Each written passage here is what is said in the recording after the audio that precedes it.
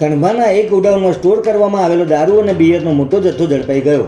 નમસ્કાર મિત્રો, હું વિપુલ પટેલ, શિક્ષાપત્રી સંદેશ ન્યૂઝ સત્યની સાથે. એક નજર આજના મુખ્ય સમાચાર પર.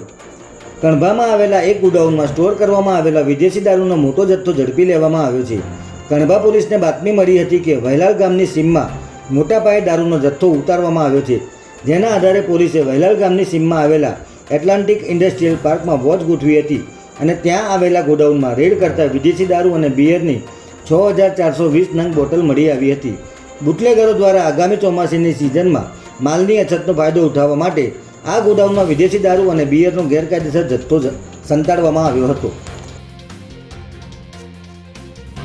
ગુજરાત સરકારે સાયબર ઠગાઈનો ભોગ બનતા નાગરિકોને ઝડપી અને અસરકારક ન્યાય અપાવવા માટે એક મહત્વપૂર્ણ ડિજિટલ પહેલ કરી છે, જેમાં ગાંધીનગર ખાતે નાયબ મુખ્યમંત્રી હર્ષ સંઘવીના હસ્તે cyber financial fraud E0 FIR સેવાનો પ્રારંભ કરવામાં આવ્યો છે. 1930 હેલ્પલાઇન નંબર પર ફરિયાદ દાખલ કરતાં જ ઓટોમેટિક 0 FIR જનરેટ થઈ સંબંધિત પોલીસ સ્ટેશનને મોકલવામાં આવશે. ત્યારબાદ પોલીસ અધિકારીઓ ફરિયાદીનો સંપર્ક કરી જરૂરી વિગતો મેળવશે અને નિયમ મુજબ FIR નોંધીને તાત્કાલિક તપાસ શરૂ કરશે. અમદાવાદના બાપુનગર વિસ્તારમાં આવેલા ડીમાર્ટ પાસે આજે વહેલી સવારે AMTS બસમાં આગ લાગવાની ઘટના બની હતી.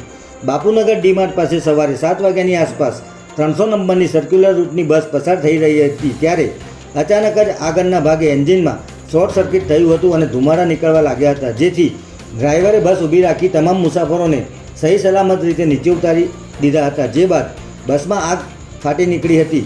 ઘટનાની જાણ થતાં જ ફાયર બ્રિગેડની ટીમ તાત્કાલિક અહીં દોડી આવી હતી અને પાણીનો મારો ચલાવી આગને કાબૂમાં લીધી હતી.